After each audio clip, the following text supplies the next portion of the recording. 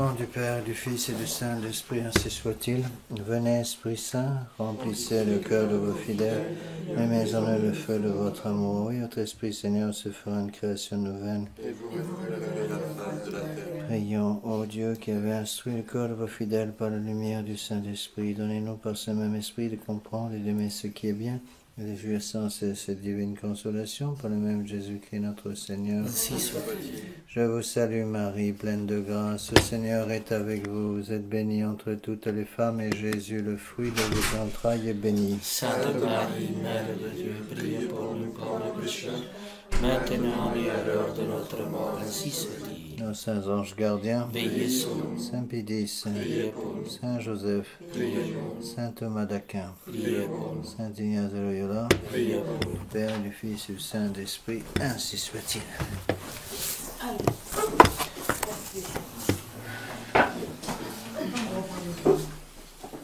Bon, alors nous allons donc reprendre cette série de cours. Alors les cours ne seront pas toujours très réguliers parce qu'évidemment je ne peux pas les donner quand je suis en train de prêcher les retraites. Donc ces cours ont lieu uniquement quand je n'ai pas de retraite.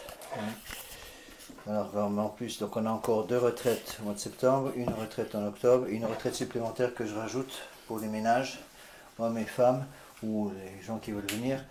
Dernière semaine de l'année, donc du 28 décembre jusqu'au 2 janvier. Alors pour cette conférence, donc ça va être une reprise de certaines choses que j'ai en partie déjà dites, parce que beaucoup de ces conférences se recoupent.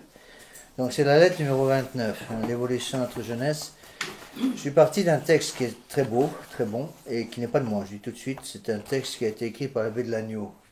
L'abbé de Lagneau est un prêtre de la Fraternité sacerdotale Saint-Pédis qui a écrit ce texte il y a plusieurs années, puisque ça vient de l'année 2000, juin 2000. Il a publié dans Marche en droit, qui est la revue des exercices Saint-Ignace de la Fraternité Saint-Pédis, un document qui est à mon avis très important. C'est ça que je l'ai repris, j'ai mis quelques notes, et je vais vous l'expliquer un peu. Et c'est exactement ce que j'aurais dit moi-même, sauf que c'est certainement mieux dit que si je l'avais fait moi-même. N'oubliez pas la grande règle de tous les éducateurs, qui est toujours la même, il faut la répéter constamment, cette règle: on ne peut pas donner ce qu'on n'a pas. C'est impossible. C'est une grande règle de saint Thomas d'Aquin lui-même. Personne ne peut donner ce qu'il n'a pas. Hein. Donc, si on est vide, on ne peut rien donner. Donc, il faut commencer par se remplir du bon Dieu pour pouvoir donner le bon Dieu aux autres. Mais si notre âme n'est pas pleine, justement, de notre Seigneur Jésus-Christ, on ne peut plus rien donner. Et avant de plus pouvoir donner, il y a toujours une étape intermédiaire. Cette étape intermédiaire, c'est la tiédeur. Hein, c'est-à-dire qu'il faut comprendre une chose, on ne devient pas froid d'un seul coup. Une âme est chaude, elle devient froide. Mais entre le chaud et le froid, il y a un intermédiaire obligatoire, c'est la tiédeur. Une âme tiède, j'ai déjà parlé de ça plusieurs fois, donc je vais aller vite. Une âme tiède, c'est quelqu'un, si vous voulez, qui a une peur bleue de la sainteté. En gros, c'est ça, c'est comme ça qu'on peut expliquer ce qu'est la tiédeur. Une peur bleue de la sainteté, et qui ouvre la porte de son âme énormément au monde, qui souhaite qu'une seule chose, c'est que le monde rentre dans son âme, et qui garde une toute petite place sur le côté, un petit strapontin à l'entrée de la maison pour le bon Dieu. En gros, c'est ça.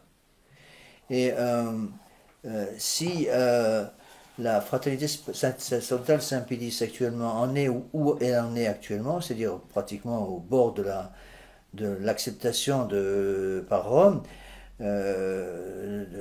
d'atteler le wagon de la fraternité sacerdotale Saint-Pédis au train de Rome, avec leur pape François, eh bien, je suis persuadé que la cause principale, c'est la tiédeur. La tiédeur des prêtres, la tiédeur des fidèles.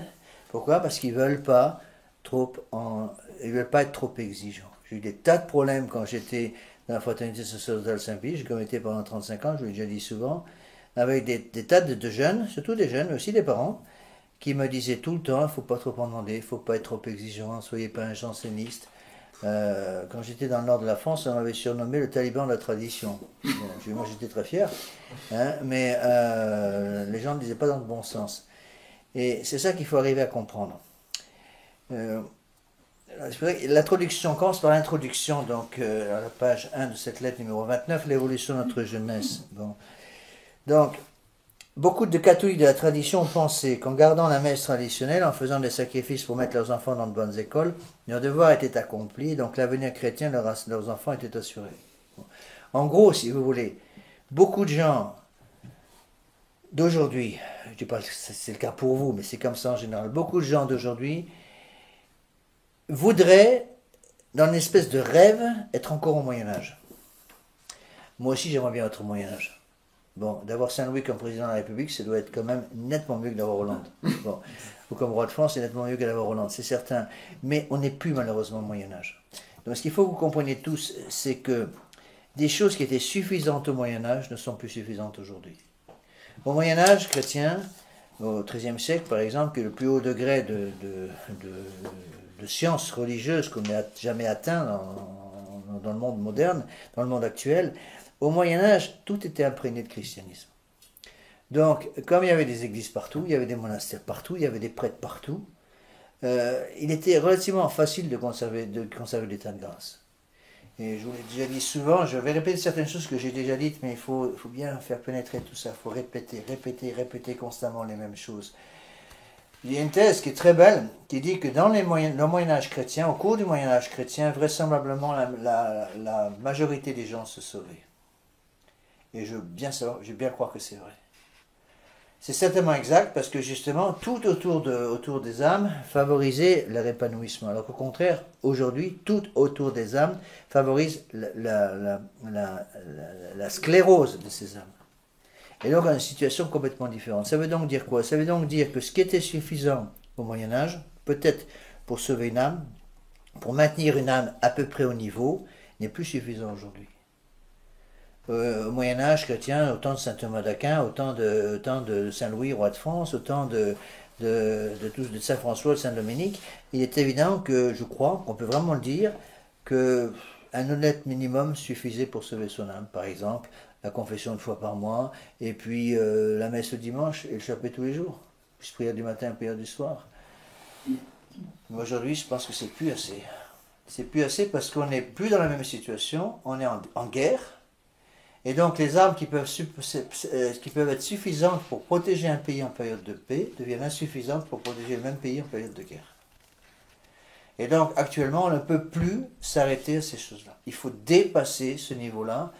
Et le bon Dieu, il y a des périodes de l'histoire pendant lesquelles le bon Dieu demande beaucoup plus. Et je crois qu'on est dans une période comme ça.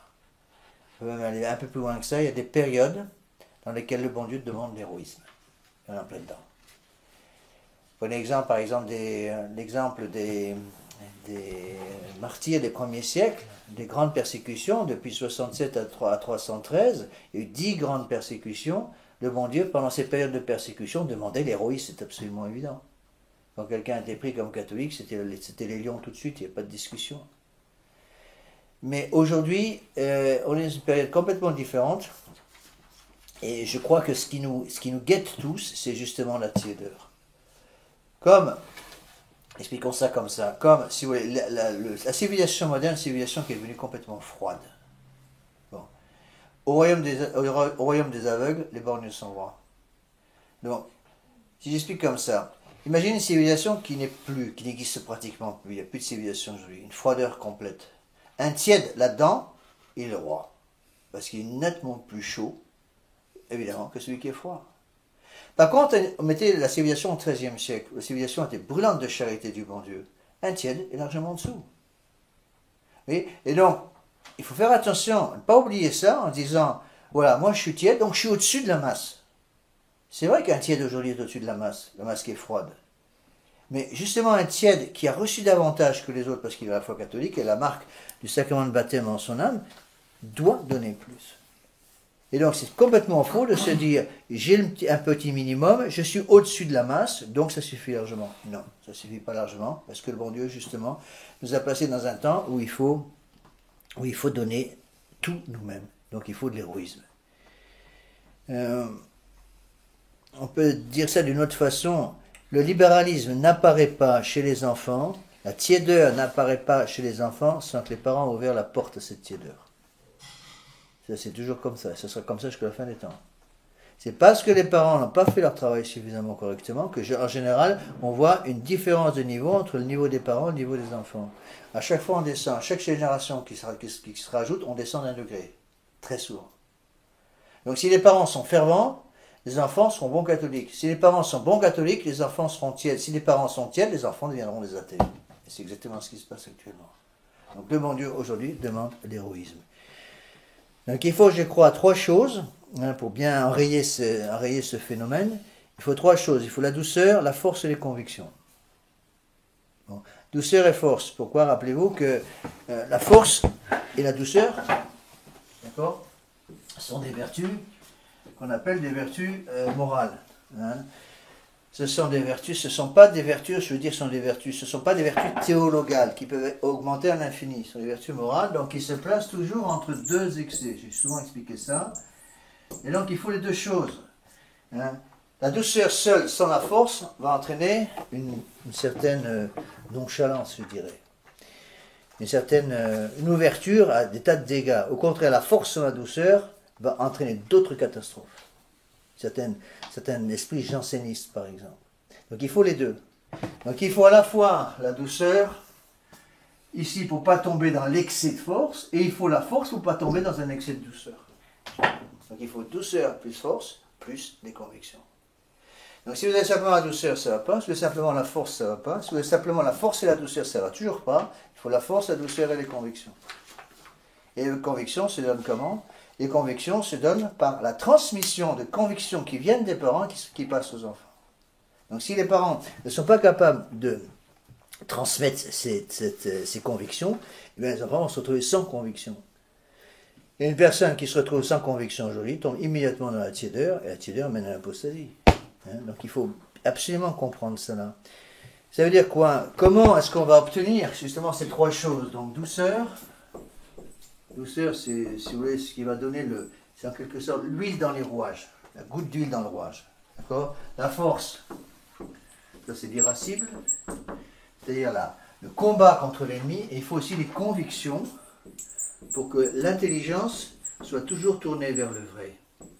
Certes, par nature, l'intelligence est tournée vers le vrai, mais comme il y a des tas d'obstacles qui se mettent au milieu, il faut que l'intelligence étudie pour, en quelque sorte, s'alimenter. Il faut une nourriture intellectuelle pour l'intelligence.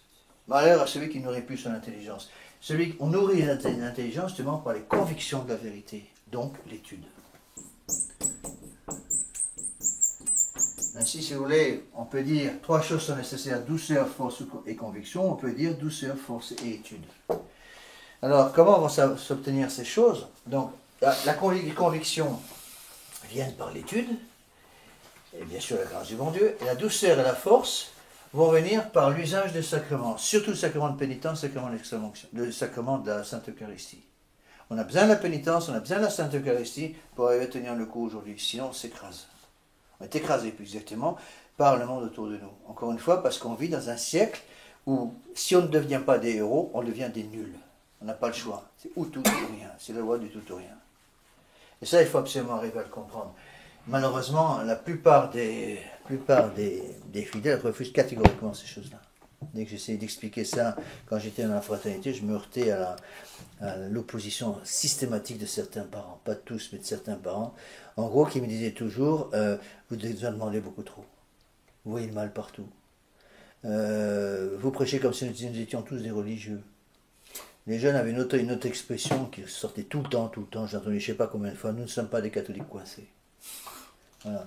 Eh bien, et je répondais toujours de la même façon en disant, le bon Dieu était coincé entre trois clous sur la croix, et donc il faut aussi se battre. C'est ça qu'il faut comprendre. Donc, si les parents sont tièdes, les enfants seront froids.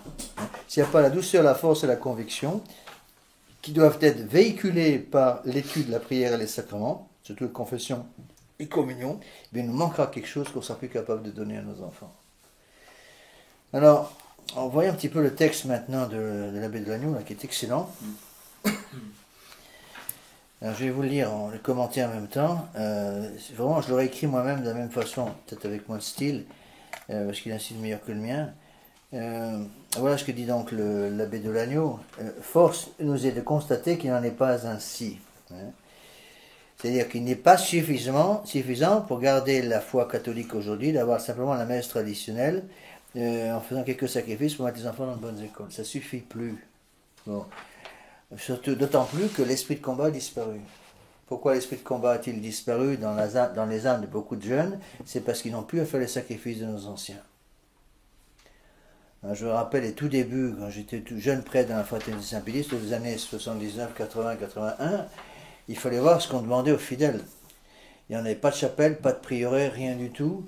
Les premières années au Mexique, c'était comme ça, on était logés chez l'habitant, et on n'avait pas de chapelle, donc il fallait tout aménager systématiquement chaque dimanche. Donc chaque dimanche, on arrivait on louait en général une salle dans un hôtel, dans un lieu de ce genre, et puis des fidèles, une dizaine de fidèles venaient parfois 1 heure avant pour commencer à aménager la salle, tout nettoyer, tout, être sûr que tout était propre, amener des fleurs, faire un hôtel, monter l'hôtel, préparer tout ce qu'il fallait. Il y avait énormément de travail. Maintenant, ils n'ont plus tout ça. Ils n'ont plus besoin de faire tout ça parce qu'il y a des prieurés partout. Et donc les gens ont pu faire des kilomètres et des kilomètres. Mes premières missions au Mexique, c'était en 81. Mes premières missions au Mexique, il m'arrivait d'aller dans certains villages dans le sud, du côté de Guaraga, dans le sud du Mexique, à la frontière, pas loin de la frontière avec le Guatemala. Eh bien, je passais 2-3 jours dans le village, après je disais aux gens, je reviens dans un an. Et c'était ça. Et en plus, il y avait des villages complètement isolés, ils n'avaient rien pendant 1 an, pas un prêtre, rien du tout. Et il valait mieux, d'ailleurs, parce que quand ils avaient un prêtre, c'était des prêtres modernes qui avaient tout détruit, tout notre travail. Vous voyez? Alors d'autres, plus nombreux, dit le père l'abbé de l'Agneau, ne veulent pas avoir ce problème en face, de peur d'avoir d'autres efforts à faire, efforts qu'ils ne veulent pas faire. C'est une comparaison que je peux faire avec certaines personnes, rares heureusement, mais qui quittent les retraites au début. Bon. On a parfois, ça représente à peu près 1% de nos fidèles. Pas de fidèles, de nos retraitants. 1% des retraitants, c'est pas énorme, c'est à peu près ce qu'on avait. 1% des retraitants va quitter la retraite au bout du premier jour. Fin du premier jour, parfois début du deuxième jour. Et quand on arrive à les coincer, à leur faire dire pourquoi vous partez, parce qu'ils ne veulent jamais nous le dire. La véritable raison, ils nous donnent toujours des raisons follatées. La véritable raison, c'est qu'ils ne veulent pas se sanctifier. Ils ont compris très vite, dès le début des exercices Saint-Ignace, si je reste ici, ces exercices sont tellement puissants, je vais être obligé de devenir un saint. Je vais être obligé, à cause de ce désir de devenir un saint, je vais être obligé de changer beaucoup de choses dans ma vie de tous les jours. Je ne veux pas changer ces choses-là, je ne les changerai pas, donc je m'en vais pour ne pas avoir à les changer. Et ils partent. Et c'est terrible, mais c'est un peu comme ça. Donc il faut avoir le courage de dire que si vous voulez que vos enfants, qu'il y ait la sainteté chez les enfants, il faut avoir la sainteté chez les parents. Donc si les parents ne veulent pas, n'ont pas ce désir de sainteté, comment voulez-vous que les enfants l'aient? Bon, certes, le bon Dieu peut faire des miracles, il arrive parfois dans des milieux, même de plus en plus souvent dans des milieux complètement athées, que les enfants trouvent la foi que les parents n'avaient pas, mais c'est quand même des exceptions. Dans les milieux de la tradition, très souvent, il y a malheureusement une descente. Ce qui explique d'ailleurs pourquoi un certain nombre de prêtres se découragent un peu dans la tradition, parce qu'ils se disent, mais on se rend compte que le nombre de nos fidèles diminue de plus en plus. Et la qualité des fidèles diminue de plus en plus. Bon, d'où ça vient? Moi, j'ai eu des bouilles là qui sont remontées déjà, c'est très intéressant. Bon, de paroissiens de l'abbé Belmont, donc qui est juste à côté, ici à Saint-Macaire, et qui ne comprennent pas du tout. Ils disent comment se fait-il que l'abbé Laffitte a été obligé de rajouter une retraite et a des retraites qui se remplissent, alors que l'abbé Belmont a été obligé d'annuler des retraites. Bon, la réponse est toute simple, parce qu'on ne travaille pas du tout chez les mêmes gens. C'est les mêmes personnes. Je vais déjà expliquer plusieurs fois ça, et ça c'est capital à comprendre. Il y a 2 façons de voir le problème. Première façon, qui consiste à dire, nous allons protéger nos acquis. Voilà, pour eux la guerre c'est ça. Donc voilà, le prêtre est en charge d'un groupe de fidèles, il y a une centaine de fidèles dans cette chapelle, je dois protéger mes fidèles. Donc on tire, si vous voulez, un mur tout autour, on protège tous les fidèles pour empêcher la corruption du monde. Donc on protège ces fidèles par tous les moyens. On empêche toute mauvaise influence et on protège nos fidèles. Et donc 10 ans après, il y a toujours la centaine de fidèles. Le problème, c'est qu'il y a un vieillissement naturel des populations, puis au bout de 50 ans, plus personne, presque. Bon. Moi, je refuse absolument catégoriquement d'agir comme ça. Au contraire, j'ouvre les portes grandes ouvertes, et je demande à tous les hommes de bonne volonté, et femmes de bonne volonté, de venir aux retraites. Ce qui explique pourquoi j'ai 70% des retraitants qui sont des gens qui ne sont pas confessés depuis 30 ans, ou qui ne sont pas baptisés. Pourquoi? Parce que justement, notre travail, c'est pas de protéger ça systématiquement nos fidèles, c'est d'ouvrir les portes de façon à convertir les fidèles. Les fidèles potentiels. Notre Seigneur Jésus-Christ n'a jamais dit à ses apôtres, vous allez conserver le petit groupe que je vous ai donné, le petit troupeau, il a dit, allez prêcher, baptiser. Il les a envoyés de par le monde, ils les a envoyés au Casse-Pipe d'ailleurs, ils sont tous morts martyrs sauf Saint Jean. Et ça, je crois que c'est capital à comprendre. Vous voyez? Alors, évidemment, certainement que les fidèles les fidèles qui vont en retraite, par exemple, chez l'abbé Guépin, chez M. l'abbé Belmont, sont des fidèles qui sont certainement plus, je dirais, qui ont des convictions peut-être plus élevées, mais ils sont obligés de s'arrêter là. Il n'y a pas de suivi, pas de suivi, c'est pas ça que je veux dire, pas d'esprit apostolique du tout. Je pense qu'au contraire, il faut avoir l'esprit apostolique pour justement amener les hommes vers le bon Dieu. C'est ce qu'il faut faire. Et donc, c'est la même chose pour les parents. Encore une fois, si les parents n'ont pas ces convictions, eh bien, on va dégringoler de plus en plus. D'accord ? Alors, ce texte est très intéressant parce que l'abbé de Lannion est le prêtre qui a été en charge pendant pratiquement toute sa vie de prêtre du Pointet. La maison de retraite Notre-Dame du Pointet, la Fraternité Saint-Pédis, donc il a prêché des milliers de retraites, bien plus que moi. Moi, j'ai dû en prêcher 300, 400, lui en a prêché plusieurs milliers. Et donc, il a, par l'intermédiaire de sa maison de retraite, il a une vue, si vous voulez, sur la plupart des traditionnalistes qui passent entre ses mains. Et il voit la dégringolade. Voilà ce qu'il dit. La situation est plus que préoccupante, elle est inquiétante. À travers les retraites, ce qui permet d'avoir un bon échantillon de ce qui se passe en France, nous voyons monter une jeunesse qui n'est pas du tout à la hauteur de la tâche qui lui revient, refaire une société chrétienne. Les fruits que nous avons sous les yeux sont sans proportion avec le sacrifice des parents et des éducateurs. Visiblement, il y a quelque chose qui ne va pas, il faut réagir avant qu'il ne soit trop tard. Sinon, au bout de 2 générations, nous serons engloutis par l'esprit du monde. Ça, c'est tout à fait exact. Je m'aligne en plein avec cette constatation de M. l'abbé de Lannion. C'est le problème. Je dois avouer que cette constatation est véritable. Moi, j'avais fait la même constatation quand j'étais à la Fraternité Saint-Pédis, mais cette constatation, je ne la fais pas du tout ici. Parce que justement, avec les fidèles que j'ai, et surtout je parle des retraites, parce que là, il parle des retraites, dans les fidèles, les gens qui viennent en retraite ici, on aura à peu près 150 pour la première année, eh bien, la plupart sont non catholiques. Donc il y a une soif de Dieu, une soif d'absolu, une soif de perfection que j'aimerais bien voir chez tous nos fidèles. J'arrive à avoir des exemples que je vous ai peut-être déjà donnés, je m'excuse de me répéter, mais la répétition c'est le premier élément d'enseignement. Hein. On a des gens qui viennent nous voir ici, qui ne sont pas baptisés, qui viennent faire la retraite, qui ne sont pas baptisés, qui viennent pas du tout de milieu catholique, qui arrivent ici, qui ont lu déjà le catéchisme du Concile de Trente, le catéchisme de Saint-Pédis, la conjuration antichrétienne et tout Monseigneur Pauvre. J'en ai eu des gens comme ça.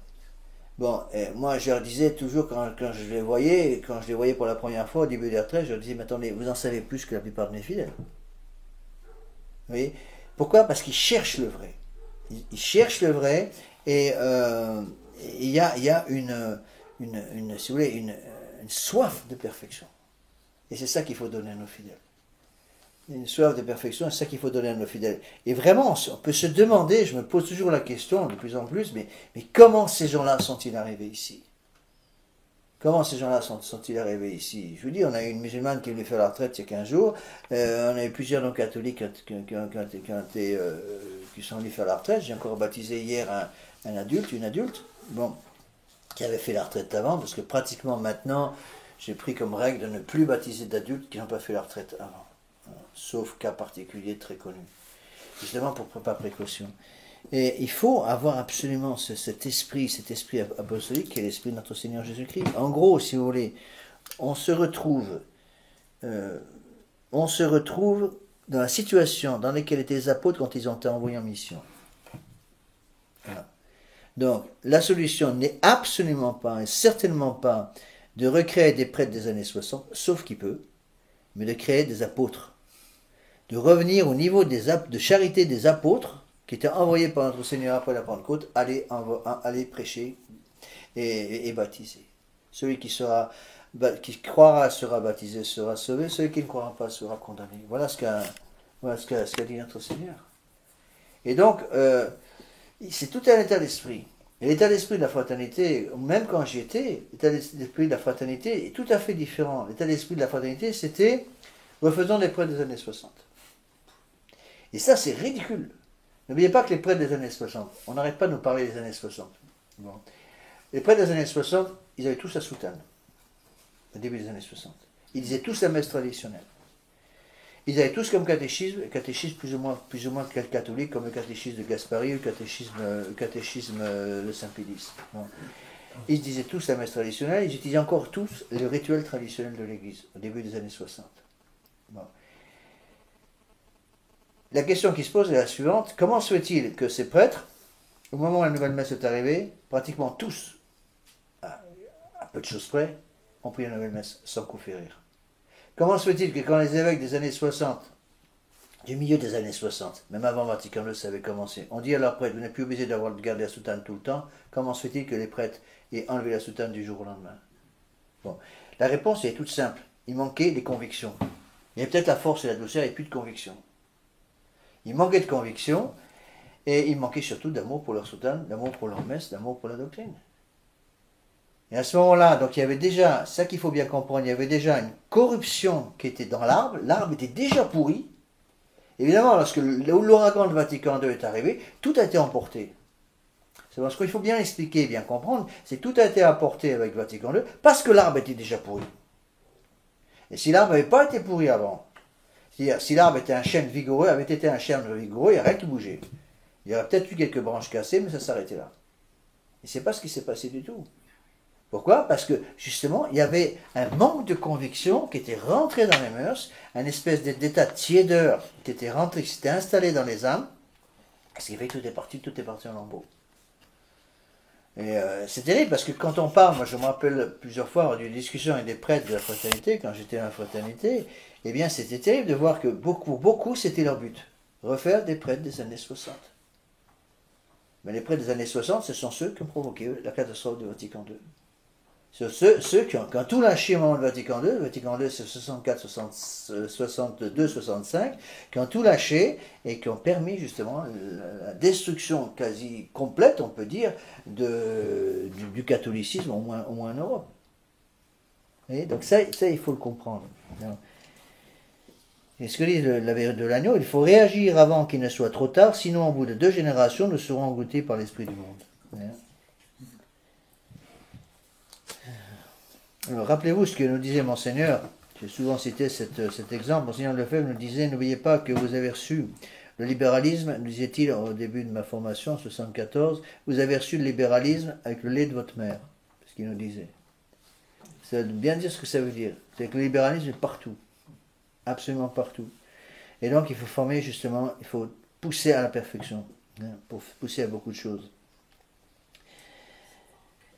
J'ai mis une petite note. Alors les notes entre les parties en italique sont de moi. Ce n'est pas le texte de l'abbé de l'Agneau. Il est évident que ce qui va être dit dans ce paragraphe et les suivants, les causes de ce malaise, ne concernent pas tous nos jeunes, mais une forte proportion d'entre eux. Ce qui est certain, c'est que le libéralisme dont parle M. l'abbé de l'Agneau est passé dans le sang et a fait des ravages dans nos rangs, que ce soit parmi les jeunes et bien souvent, hélas, parmi leurs parents. Vous pouvez me dire quand est-ce qu'il l'a écrit? De juin 2000. Ah oui, Juin 2000. C'est le numéro 90 de Marchand Droit. C'est marqué au début. excusez-moi. Oui, Une génération, c'est combien? 20 ans. D'accord. 25 ans. Non. Alors, je le voyais très bien. C'est pas le cas ici, je le dis tout de suite. Mais quand j'étais dans la fraternité, je sais de quoi je parle, j'étais quand même 35 ans. Dans nos chapelles, il y avait entre 5 et 25% d'élite. Je parle d'une élite dans le sens de gens qui vraiment veulent s'accrocher, veulent lutter contre la tiédeur, veulent vraiment devenir des saints et des apôtres de notre Seigneur. Entre 5 et 25%. Il y avait des chapelles où il y avait même à peine 5%. C'est pas beaucoup, hein. Triste. Ouais, et les meilleures chapelles, il y avait 25%. Ça fait pas beaucoup encore. Imaginez un peu que c'est 25%, au lieu d'avoir 25%, on est 75% d'élite dans nos chapelles. Vous vous rendez compte un peu ce qui se ferait. C'est pas une élite financière, c'est pas une élite intellectuelle, c'est une élite morale. C'est une élite de gens qui ont vraiment compris qu'ils veulent devenir des apôtres de notre Seigneur Jésus-Christ. Et je vois par exemple avec ces jeunes qui viennent faire les exercices ici, qui débarquent ici sans foi ni loi, sans rien du tout, les poussés qui arrivent ici par le biais du politique en général, qui arrivent, qui ne sont pas baptisés ou qui ne sont pas convertis depuis 35 ans, je suis sûr que quand ils sortent des exercices avec la grâce du bon Dieu, ils ont le feu sacré au ventre. Le feu sacré dans le ventre, littéralement. Bon, bien sûr, tous ne vont pas persévérer. Je ne veux pas dire que tous persévèrent, ce serait faux. Tous ne persévèrent pas, mais je vous assure, je vois les résultats, c'est toute une série de jeunes, parce que grâce à Dieu, je reste en contact avec beaucoup d'entre eux, ils continuent de me contacter, de m'écrire, etc. Et on voit ce désir qu'ils ont, par exemple, d'envoyer d'autres personnes à la retraite, d'envoyer des membres de leur famille à la retraite, quand ils font tout un travail, et ce qui explique qu'on arrive avec la grâce du bon Dieu, encore une fois, non pas à remplir toutes les retraites, mais presque. Mais presque. On va avoir à peu près, je pense, cette année, donc 10 retraites plus une supplémentaire, donc à la fin de l'année, du 28 décembre au 2, qui est ouverte donc cette fois-ci aux hommes et aux femmes, pour que les ménages puissent venir, les fiancés aussi qui se préparent au mariage puissent venir. Eh bien, je pense qu'on va passer les 150 personnes. Donc ça fait quand même une moyenne de 13 personnes par retraite. Vous voyez, c'est quand même pas mal. Bon, ça permet de faire des retraites un peu qui tiennent la route, parce que justement on a le temps de s'occuper des fidèles. Alors, voyons un petit peu les causes de ce malaise. Encore une fois, c'est pas moi qui le dis, hein, c'est l'abbé de Lannion, mais l'abbé de Lannion, pour moi, a cet intérêt il s'est occupé de retraite pendant toute sa vie. Donc il a vu passer toute l'élite parmi ses ouailles qui viennent faire la retraite. C'est quelqu'un qui doit avoir à peu près mon âge. Il a été ordonné, je crois, l'année après moi.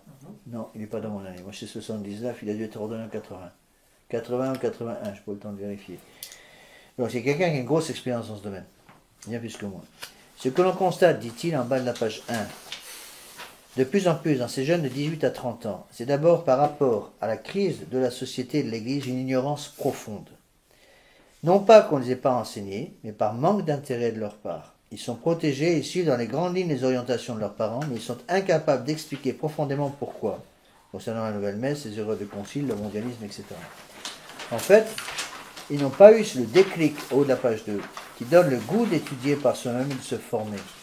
Parce qu'ils n'ont pas eu à combattre, à défendre leur position, à résister. Si bien qu'au contact du monde, ils se laissent très vite aller au compromis, un certain nombre tombent.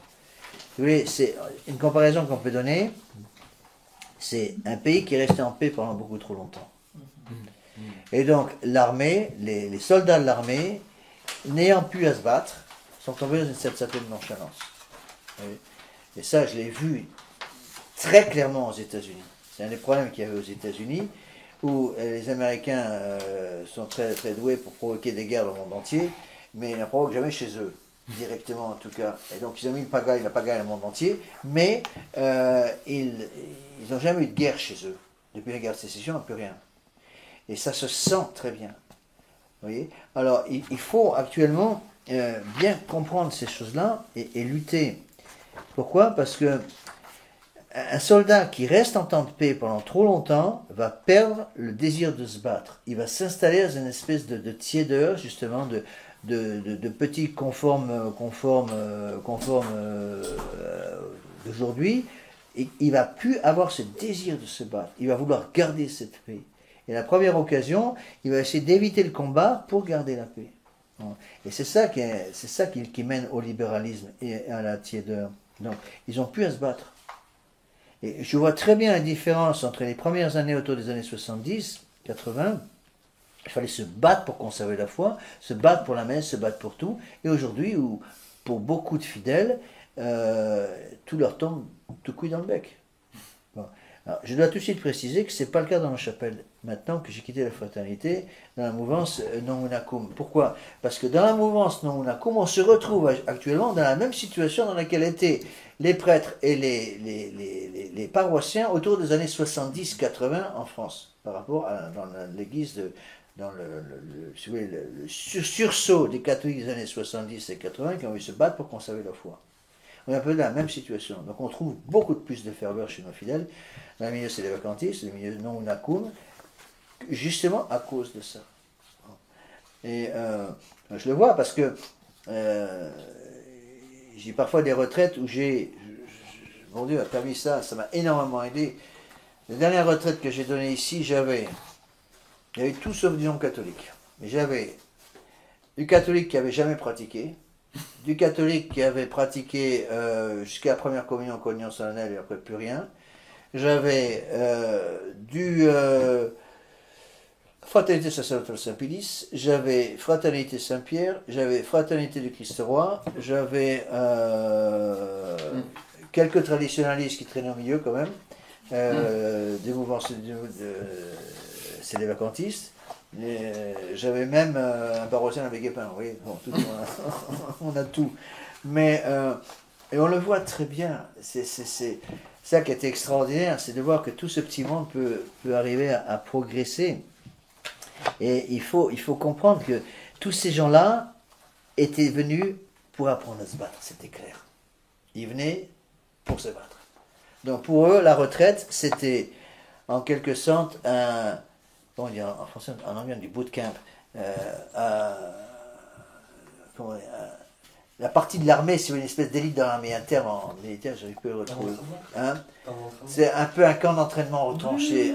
C'est plus que ça, c'est un bootcamp, c'est si vous voulez, une élite de l'armée, un peu les bérets verts, quoi, ou les bérets rouges, comme vous voulez. Un corps d'élite. Donc, ils se veulent un corps d'élite. Alors, ils veulent devenir un corps d'élite, ils le sentent très bien que seule l'élite va survivre. C'est aussi simple que ça. Au contraire, souvent dans la fraternité, on voyait chez tous ces gens-là, si vous voulez, un amour du bon Dieu réel, mais il n'y avait pas du tout ce désir de se battre, en quelque sorte, pour conserver la foi. Ils voulaient rester dans une espèce de no man's land, si vous voulez, de tiédeur dans lequel ils étaient très, très, très bien depuis des années et des années. Et c'est là ce qu'il est très vrai. On sent très bien qu'ils n'ont pas eu à combattre et à défendre leur position et à résister. Quand des gens doivent faire, j'ai vu ça dans plusieurs pays, hein, quand des gens doivent faire 300 km pour aller à la messe le dimanche, ou même 150 km pour aller à la messe le dimanche, quelqu'un, certains d'entre vous qui font des kilomètres et des kilomètres pour venir à la messe, ça forme les enfants à ce sacrifice. Hein, parce que ça veut dire qu'il faut se lever tôt le matin, le dimanche, ce jour on peut en principe dormir, eh bien il faut se lever tôt le matin pour arriver à l'heure à la messe. Hein.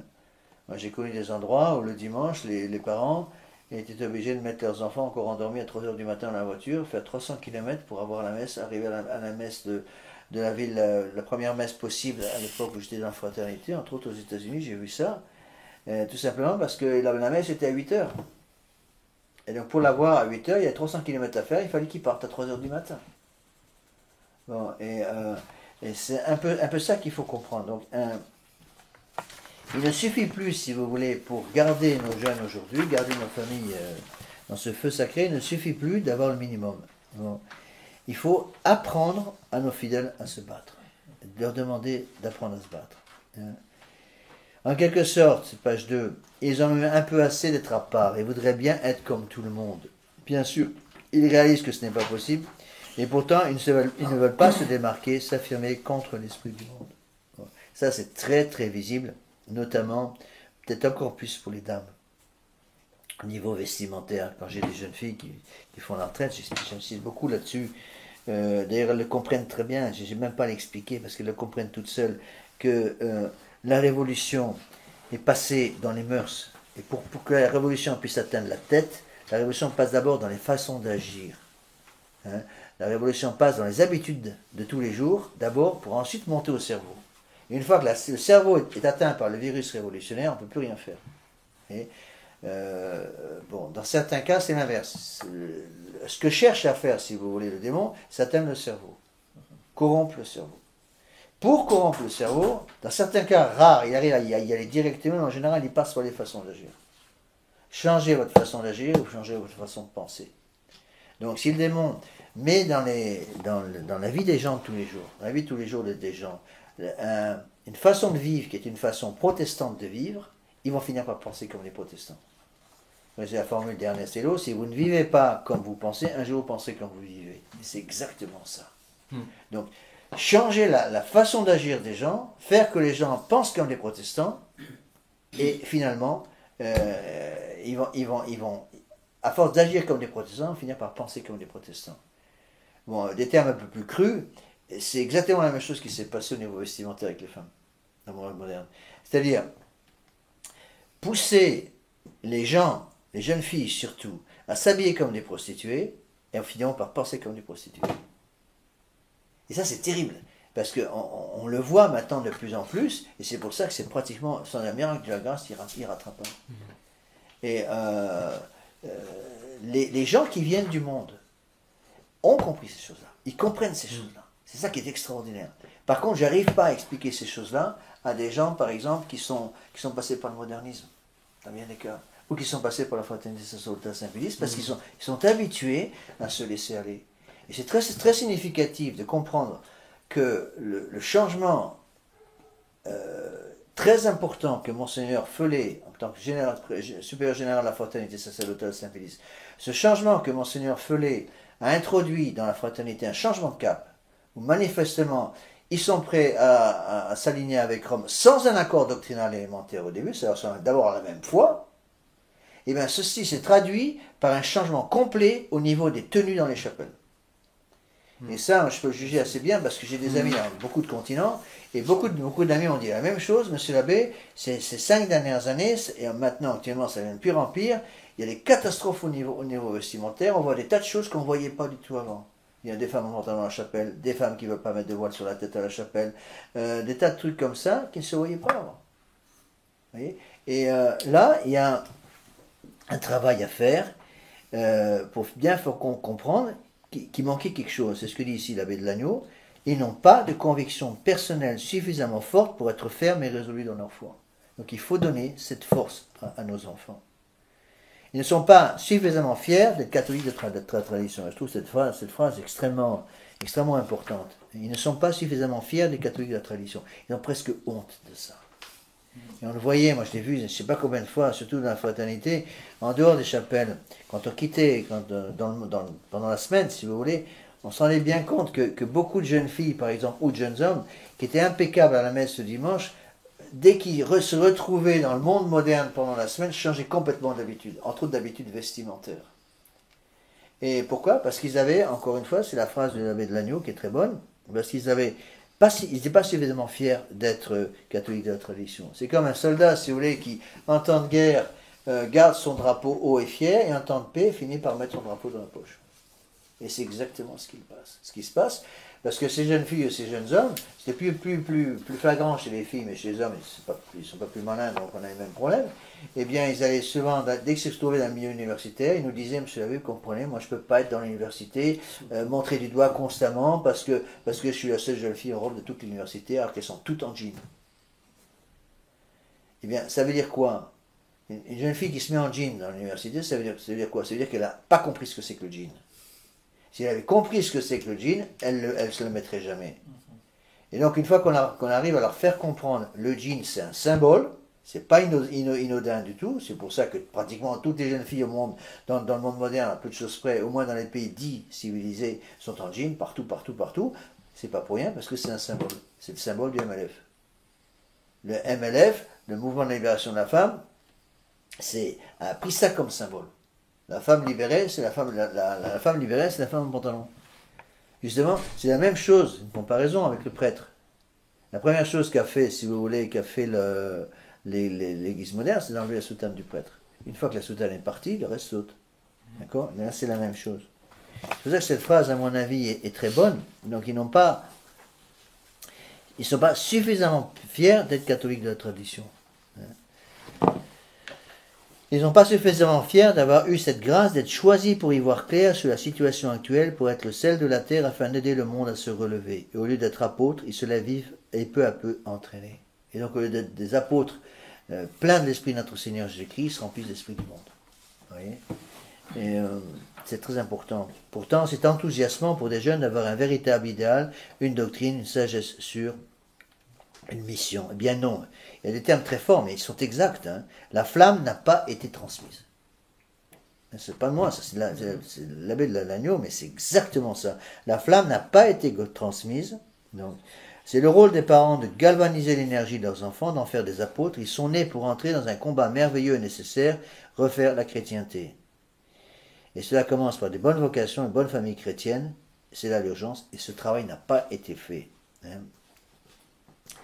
En gros, on peut comparer la situation actuelle vraiment à la situation des apôtres ou à la situation un peu plus tard en France, au moment du début de la christianisation de la France. On est dans la situation d'un Saint-Rémy, si vous voulez, qui essaie de convertir Clovis, qui prépare Clovis au baptême, et c'est Clovis, si vous voulez, qui en faisant la France, la nation française, une fille de l'Église, si vous voulez, qui va justement lancer une campagne de catholisation du pays.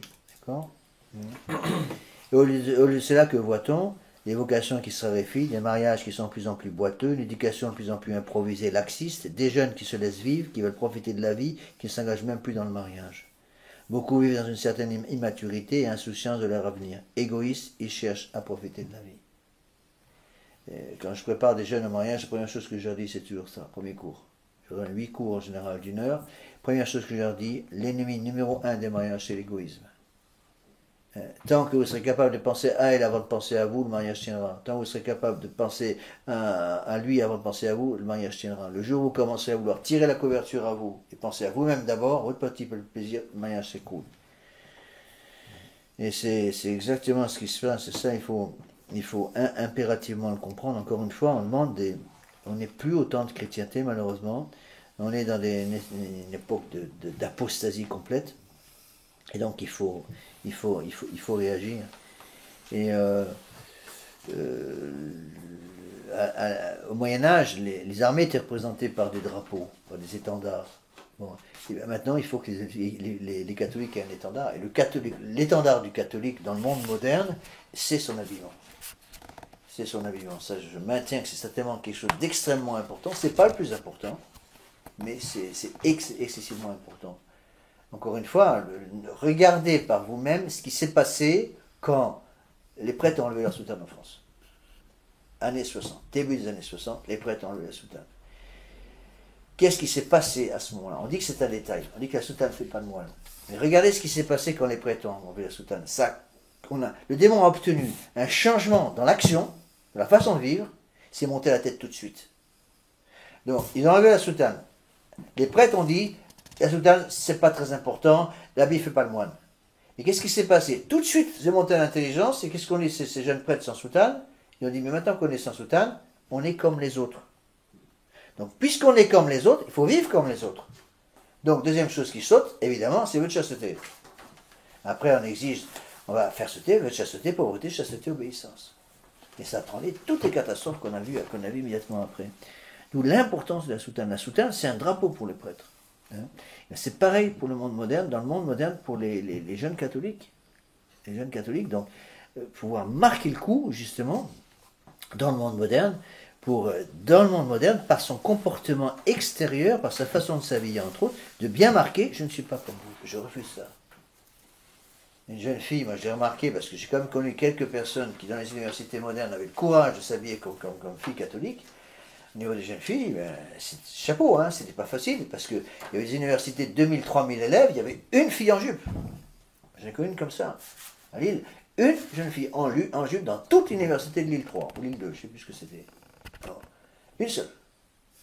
Mais il fallait voir ce qu'elle avait, mais ce qu'elle subissait, les droits de tout. Tout le monde se moquait d'elle, mais qu'est-ce qui se passait aussi? C'était très intéressant, c'est elle qui m'a dit, et je l'avais vu moi-même par d'autres choses. Au début, tout le monde se moque d'eux, et après, il y a une espèce d'écrémage qui se fait. Les gens superficiels la laissent tomber, et les gens de valeur vont commencer à lui dire « Pourquoi vous êtes comme ça ?» Et à ce moment-là, elle peut expliquer « Parce que je suis jeune fille catholique et je veux protéger ma féminité. » Et à ce moment-là, immédiatement, on voit un certain nombre d'hommes qui réfléchissent quand même un peu, qui vont commencer par la respecter. Et souvent, j'ai remarqué dans des cas comme ça, naturellement ça se faisait. Il y a un groupe d'hommes, de jeunes étudiants, qui, parce que la jeune fille évidemment se faisait critiquer, et pratiquement ça fait casser la figure, pas par les hommes, par les autres jeunes filles. Par les autres jeunes filles, parce qu'elle est différente. Et qu'évidemment ça donne un complexe, non pas à la fille en jupe, mais aux autres filles en pantalon. Et spontanément, il y avait des groupes de jeunes qui n'étaient pas forcément des catholiques, des jeunes qui n'avaient pas encore tout compris, qui se mettaient spontanément autour de la fille pour la protéger. Je trouve ça magnifique. Magnifique. Et on l'a vu plusieurs fois, plusieurs potes qui pourraient vous raconter des histoires à dormir debout. Avec un soutane, c'est pareil. Hein. Soutane, c'est exactement pareil. Moi, je peux vous donner des histoires invraisemblables, mais qui sont des histoires vraies, hein, que j'ai vues personnellement, j'ai vécu moi-même personnellement, ou d'autres, dans une rue de Paris, ou des rues d'une grande ville. Un prêtre est en soutane, se promène sur le trottoir, et puis un groupe de jeunes qui commencent à couaquer le prêtre, à se moquer du prêtre, à faire des cris de grenouille devant le prêtre, etc., etc. Eh bien, j'ai vu ça plusieurs fois, directement ou indirectement. Ça commence à devenir un peu hargneux. Les jeunes commencent à se moquer du prêtre, presque à le bousculer, etc. Et à ce moment-là, il y a des gens qui interviennent. Le gars qui va intervenir, c'est par exemple le gros biker, comme on dit, le gros gars avec sa son énorme moto, avec des cheveux longs, des tatous partout, qui a vu la scène, qui débarque avec ses copains, ils sont 5 ou 6, ils viennent entourer le prêtre. Et ils disent aux jeunes qui commençaient à les embêter, tu touches pas à mon pote. La fois, tu touches pas à mon pote. Ils sont même pas catholiques. Mais Je connais le même exemple Ouais, avec ouais. un prêtre de mais s'il y a plusieurs cas comme ça, parce que ils se rendent très bien compte que là, il y a quelque chose à protéger. Et ça leur donnera des grâces. Hein. Et je suis sûr que les petits gars, ils s'en vont en courant. Hein. Et on a eu plusieurs cas, j'en ai connu en Nouvelle-Zélande des cas comme ça, et ça c'est très important à comprendre, parce que ça aide justement, et c'est avec ce gars-là qu'il faut arriver à travailler. Bon, je sais pas moi, imaginez par exemple qu'un gars comme ça débarque ici à une retraite, ou un gars qui arrive avec sa grosse moto, avec des clous et des chaînes partout, et des tatous de tous les côtés, qui viennent demander à faire la retraite, mais bon, Marie-Jeanne qui possède peut-être des clés, mais moi j'accepte tout de suite ce gars-là. J'accepte tout de suite parce que ces gars-là, en général, c'est du beurre. Vous faites chauffer un peu, ça monte tout de suite. Tout ça, c'est un extérieur. C'est en général des gars qui n'ont pas de personnalité. Et donc, ils sont très facilement convertissables. Dès qu'on leur donne un but dans la vie, autre que de faire le contraire de ce que fait le voisin, eh bien, ils changent complètement. Et à ce moment-là, on a des âmes magnifiques qui peuvent se convertir complètement. Vous voyez. Alors, continuons un peu dans ce texte que je trouve assez admirable. Quelles sont les causes, en bas de la page 2, paragraphe de ligne de gauche, quelles sont les causes de cet état de fait? C'est qu'on ne forme plus de chrétiens convaincus, ardents, engagés dans le combat. Et d'abord, des hommes qui soient des hommes et des femmes qui soient des femmes. Là, je vais rajouter une petite note personnelle. Dieu n'a pas créé hommes et femmes égaux, mais complémentaires. L'homme deviendra le chef de la famille et la femme son cœur. En instillant dans l'esprit moderne le mythe de l'égalité entre l'homme et la femme, la Révolution a détruit les fondements naturels de la société tout entière.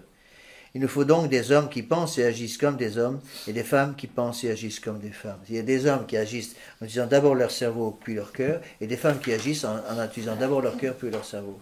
Parce que c'est comme ça que le bon Dieu l'a voulu. Vous voyez ? Et ça, c'est absolument fondamental. Et si les parents ont abandonné le combat dans ce domaine, on est mort. On ne peut rien faire. Et j'ai malheureusement vu des tas de parents qui ont abandonné le combat.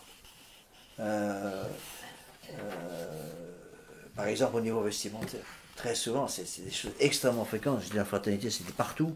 Des parents qui disaient, vous savez, je me suis battu au début, puis maintenant j'arrête de me battre parce que, vous comprenez, ma fille, elle comprend rien, et puis elle fait systématiquement le contraire, et dès que j'ai le dos tourné, elle se met en mini-jupe et en tenue provocante.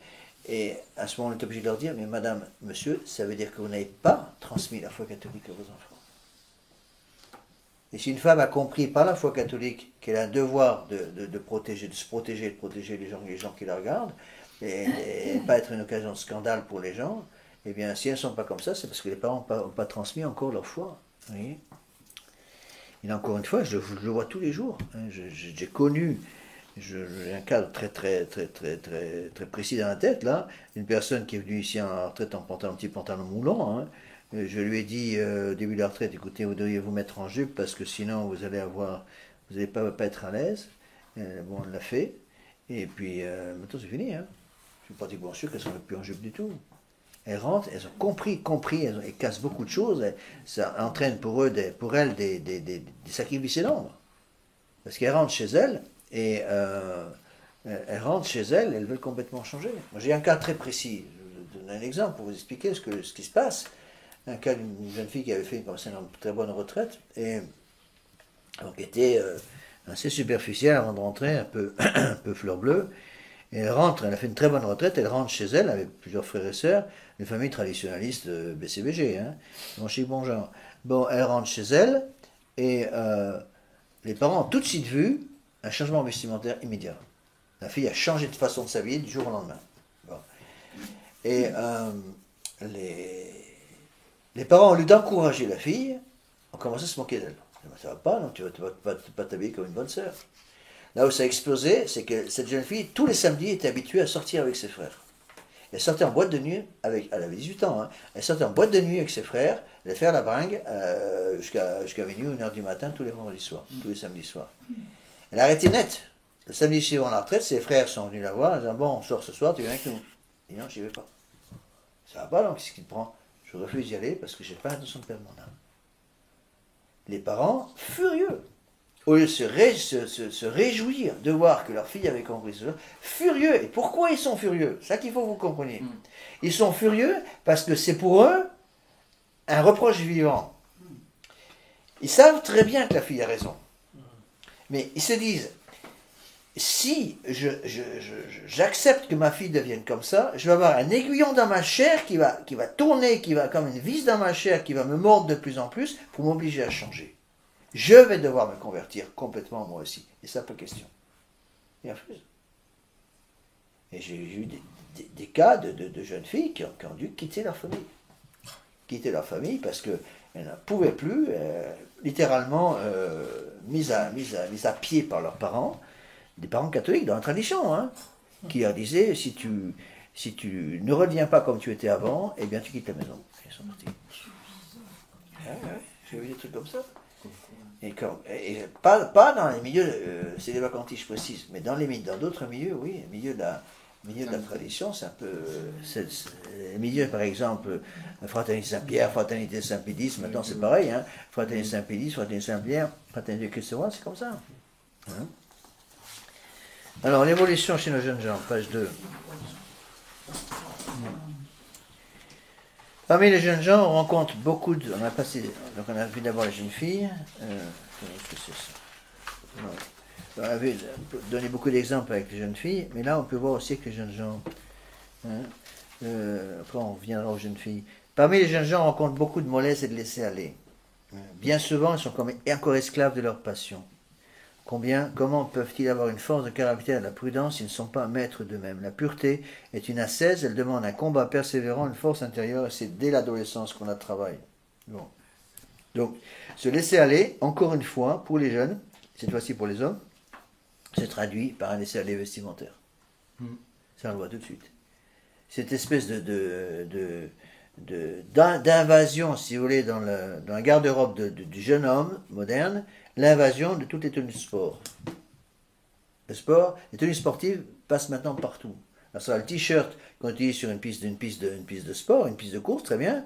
Ce sera les baskets tout le temps. Aux États-Unis, c'était la casquette vissée sur le crâne, la chemise en dehors du pantalon, des espèces de chemises trop longues qui couvraient les mains. Et puis, en ce moment, c'est même plus marcher droit, quoi. On marchait un peu à la Sarkozy, quoi. Donc, vous voyez le genre. Eh bien, c'était exactement ça. Vous voyez? Et se laisser aller, un laisser-aller sur ce plan-là va entraîner évidemment un laisser-aller sur le plan spirituel. Vous voyez? Les jeunes gens ont perdu aussi le sens des responsabilités, de la générosité, du dévouement à des grandes choses, de la rigueur de l'organisation. Comment pourront-ils devenir des chefs de famille, des hommes qui assument la responsabilité? Ils ne sont pas prêts, pourtant sans chef, c'est le désordre. Et là, il y a tout de suite une vertu qui à ce moment-là va sauter, c'est la vertu d'obéissance. Les adolescents, les parents n'osent plus obliger leurs enfants à obéir. Et donc c'est des enfants qui vont se développer sans obéissance, et un enfant qui n'a jamais appris à obéir, je l'ai dit 25 000 fois, un enfant qui n'a jamais appris à obéir, c'est un enfant qui sont incapables de commander. Et c'est pour ça qu'on a des nouilles comme chefs. Nos chefs sont devenus des nouilles, mais il suffit de voir ce qui se passe avec les politiciens qui nous gouvernent actuellement. Ils sont tous des nouilles. Pourquoi? Parce qu'ils n'ont jamais appris à obéir comme gamin. Ça c'est clair et net. Parce que c'est cette génération qui s'est formée sans obéissance des années 60. Et voyez le résultat. Là, j'ai rajouté une note, justement. Il faut donc préparer nos jeunes gens à devenir des chefs. Pour cela, il faut leur inculquer la vertu fondamentale du futur chef, l'obéissance. Celui qui n'a jamais su obéir ne sera jamais commandé. Celui qui n'a jamais appris à faire pénitence et à s'humilier ne saura jamais charger la croix que le bon Dieu réserve à ceux qu'il a choisis comme guide des autres. N'oubliez pas la vertu du chef. La vertu du chef, c'est pas l'obéissance. L'obéissance, c'est la vertu qui prépare le chef. La vertu du chef, c'est la prudence. Donc c'est là la grave responsabilité du père de famille de faire de ces garçons des hommes chastes, des hommes réfléchis, responsables, des hommes travailleurs, des hommes au cœur noble et grand, des hommes formés et convaincus, des hommes dignes d'admiration sur lesquels on puisse s'appuyer. Je rappelle une réflexion que Mlle Quenette, plus Quenette, avait faite juste avant de mourir à Monseigneur Lefebvre, qui était allé la voir la veille de sa mort, donc en juin 1977. Et elle lui avait dit, donnez à vos jeunes séminaristes des maîtres qu'ils puissent vraiment admirer. Parce que malheureusement, le libéralisme qui s'était introduit déjà dans la fraternité Saint-Pédis à l'époque, c'était en 77, hein, donc j'étais pas encore prête à l'époque, j'étais en formation, et elle avait dit ça, donner des maîtres qu'ils puissent admirer. Parce qu'il y avait malheureusement dans le séminaire à ce moment-là quelques prêtres qui étaient enseignants au séminaire, qui avaient des idées complètement libérales, et qui court-circuitaient Monseigneur Lefebvre dans le séminaire même. Alors, ça a provoqué une énorme pagaille. Et Monseigneur Lefebvre, donc Mlle Quenette a demandé à voir Monseigneur Lefebvre avant de mourir. Monseigneur Lefebvre aimait beaucoup Mlle Quenette. Il appelait son école de la Pérodière mon petit séminaire. Et donc il y est allé. Et elle lui a dit ça. Elle était mourante sur son lit. Elle n'avait plus qu'un poumon à l'époque. Elle était mourante sur son lit. Elle lui a dit ça. Elle lui a dit donnez à vos séminaristes des prêtres qu'ils puissent admirer. Et après, elle lui a supplié de mettre à la porte un prêtre bien précis, qui fait un dégât énorme. Monseigneur était sidéré de voir le culot de Mlle Quenette, parce qu'il a fallu quand même un certain pour dire ça à un évêque, quand même.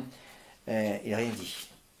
Il est parti, le chauffeur nous a dit, le chauffeur de Monseigneur nous a dit, il est rentré en Suisse, et le chauffeur a dit, il n'a pas desserré les dents pendant tout le retour, pas dit un mot.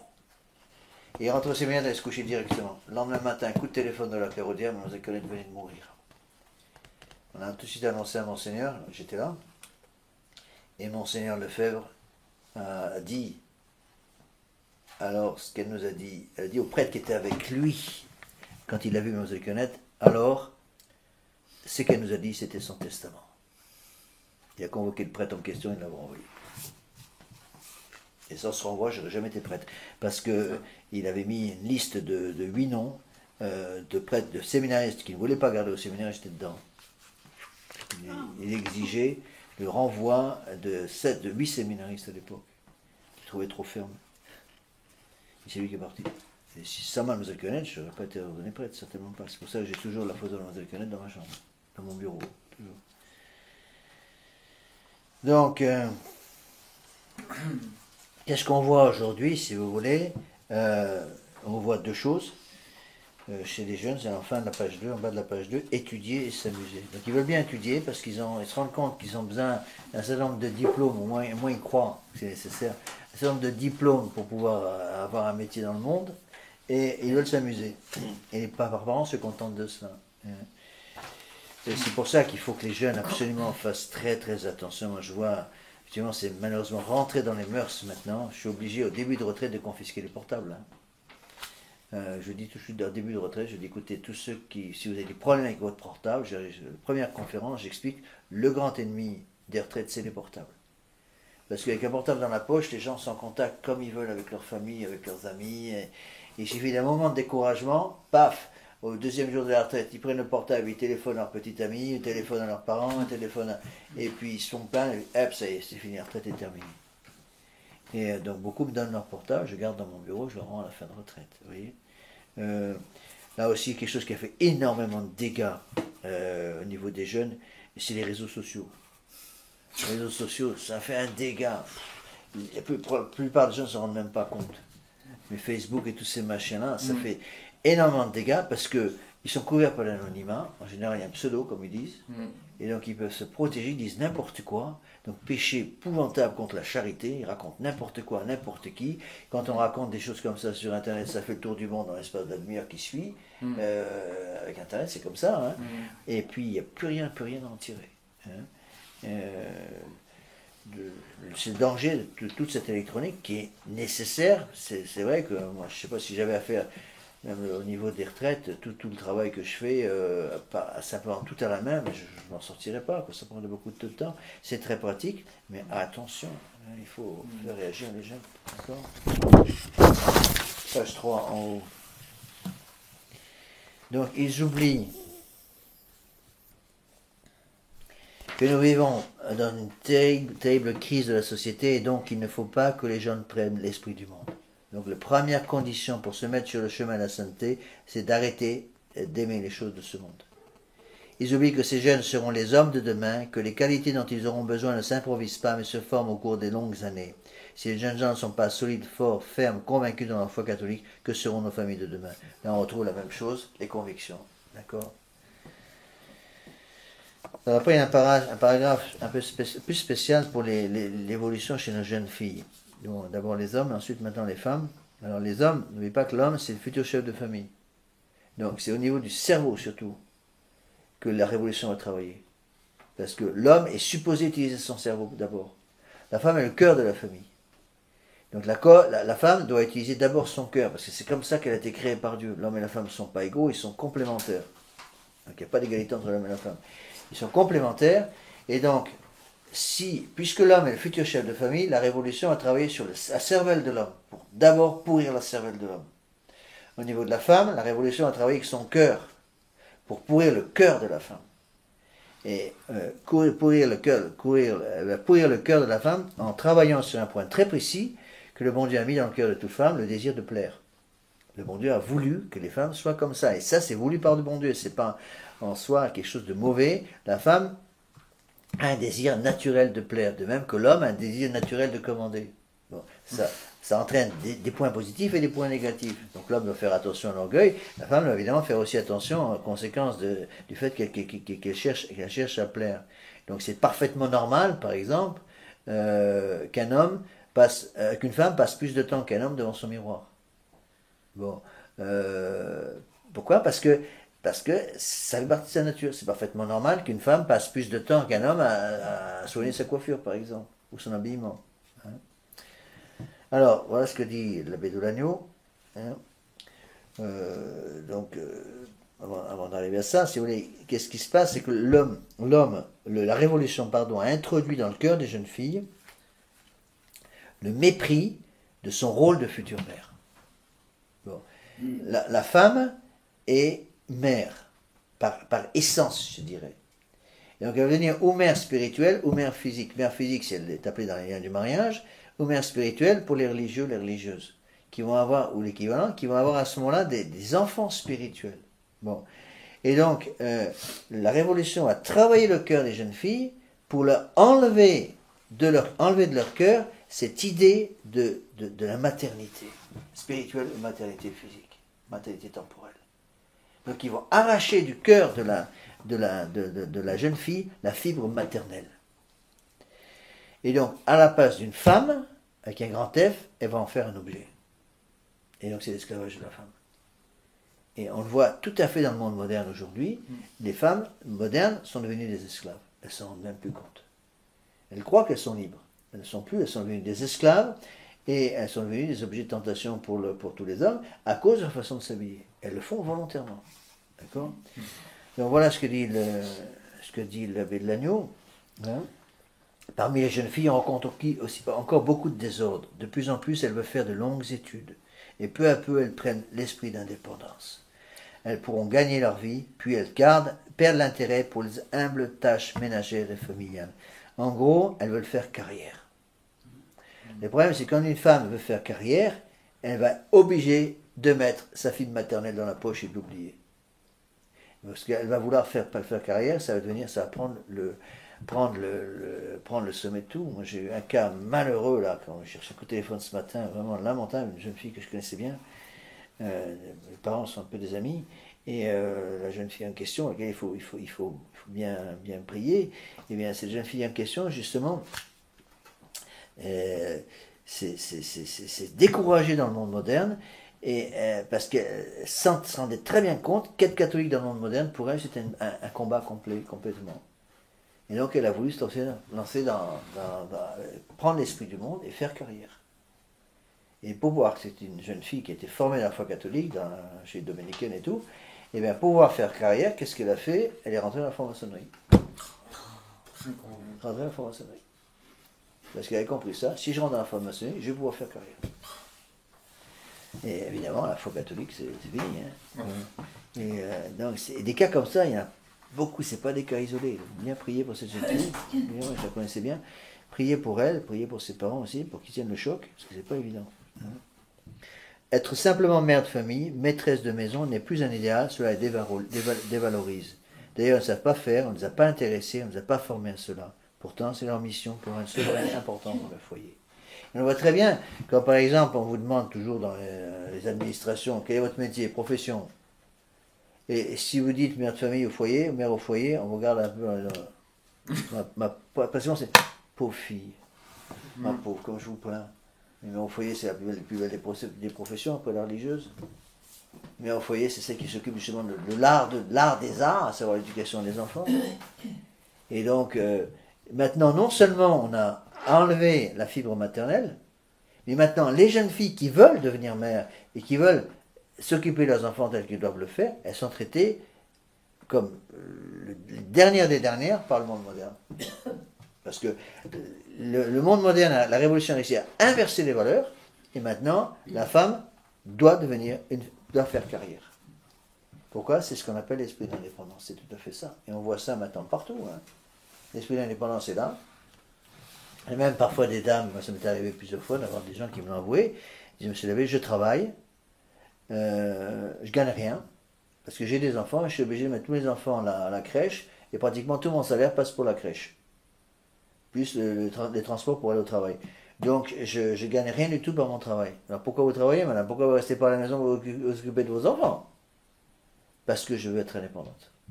Ça me donne mon esprit d'indépendance. Ça me donne mon indépendance et je veux ça. Hein. Alors, donc attention à ça. Alors, j'ai mis une note quand même là pour clarifier les choses. Il est évident qu'il est parfois bon aujourd'hui que les jeunes filles aient un bagage intellectuel, quelques diplômes qui pourraient être d'un grand secours si la femme était obligée de rester seule, mais si elle se trouve malheureusement à cause de circonstances dont elle n'est pas responsable dans l'obligation de trouver un travail hors de la maison. Par exemple, si son époux tombe malade ou meurt. Malheureusement, actuellement, il faut rajouter aussi à cause des familles qui explosent.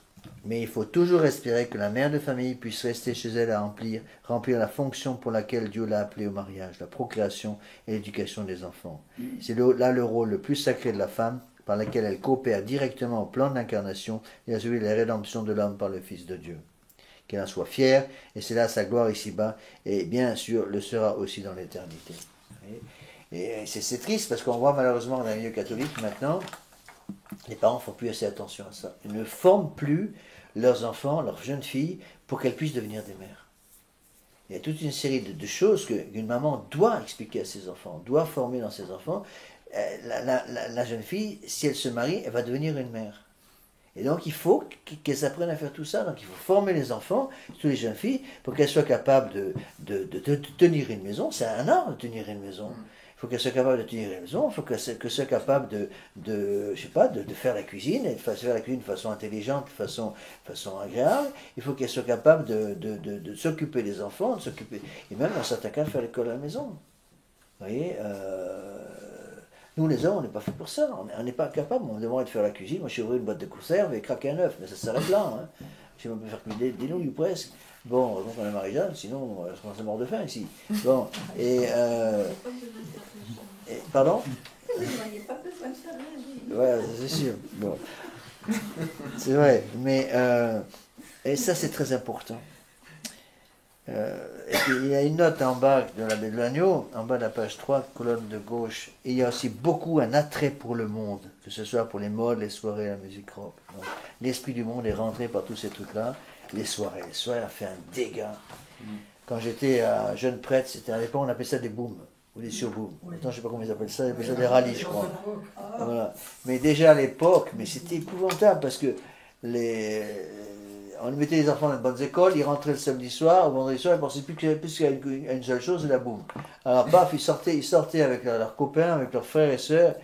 Il y avait des catastrophes sur le plan moral, évidemment, et puis on perdait tout. On perdait tout. Vous voyez? Alors là, il a mis une petite note. En haut de la page 3, colonne de droite, l'habillement est très significatif. S'habiller avec goût, avec le sens de l'harmonie, avec modestie, c'est le reflet des vertus intérieures. C'est être. S'habiller en jupe trop courte, en pantalon, c'est vouloir paraître. Vouloir être au goût du jour et vouloir ses aises. On s'écarte de l'éducation reçue par l'esprit de libéralisme. C'est le passage de l'être au paraître. C'est-à-dire, c'est la philosophie du devenir, quoi. Il n'y a plus d'essence, tout passe tout le temps. Vous voyez?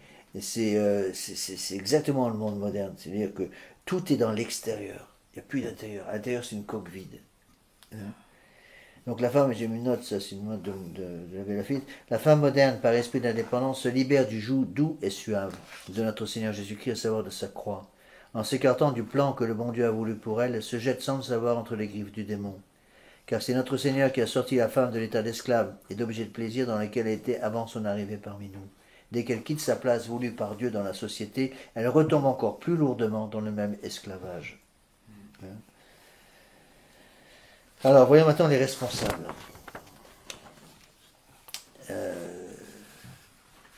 Donc voilà le texte de l'abbé de l'agneau. Moi, j'ai rajouté les parties entre parenthèses en italique. Les grands responsables sont en général les mères de famille. Moi, j'ai rajouté, et certainement encore plus les pères, qui cèdent aux pressions de leurs enfants et qui paient leurs dépenses.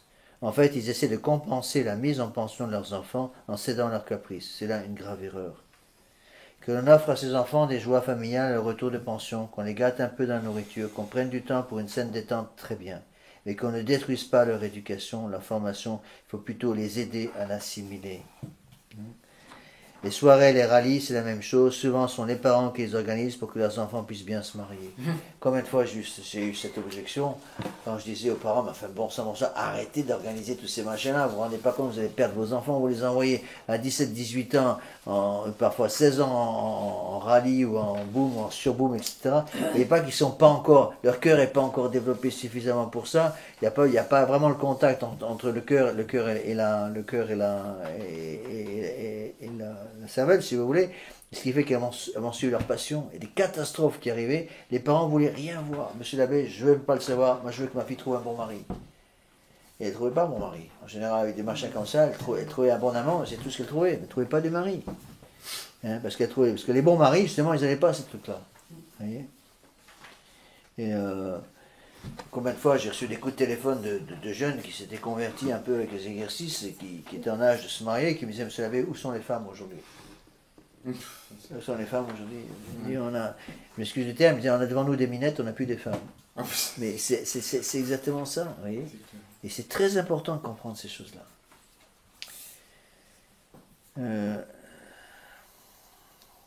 Donc les soirées et les rallyes, c'est la même chose. Souvent, ce sont les parents qui les organisent pour que les enfants puissent se marier. Et alors, c'est la musique rock, ce sont les tenues les plus relâchées par effet de groupe. C'est jouer avec le sentiment, c'est passer des heures vides, c'est l'art de perdre son temps. Ce sont des occasions de péché évidentes dans ce climat d'excitation. Rappelez-vous que si quelqu'un qui garde une occasion prochaine volontaire de péché grave dans sa vie de tous les jours, il ne peut pas recevoir l'absolution, attention. Et le pire, c'est que les parents n'y voient pas de mal. Je me demande comment peut-on se convaincre que c'est acceptable pour des jeunes de 16-20 ans de faire des choses comme ça.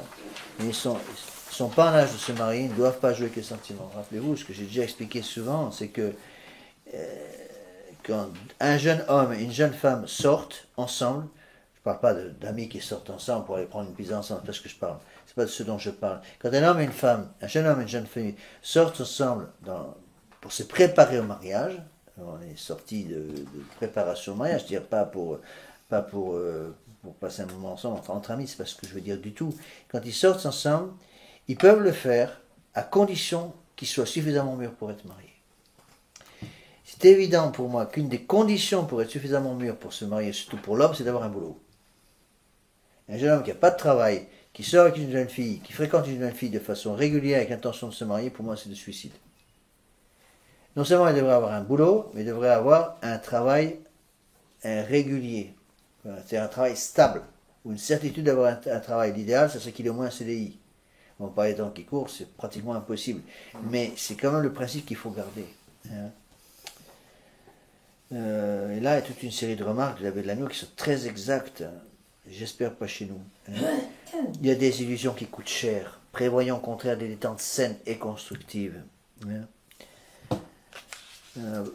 Oh, j'ai oublié un paragraphe. D'autre part, si l'on se marie avec quelqu'un, c'est parce qu'on l'admire, qu'on l'estime pour ses qualités. Ce n'est quand même pas dans ces soirées-là qu'on déploie les vertus chrétiennes.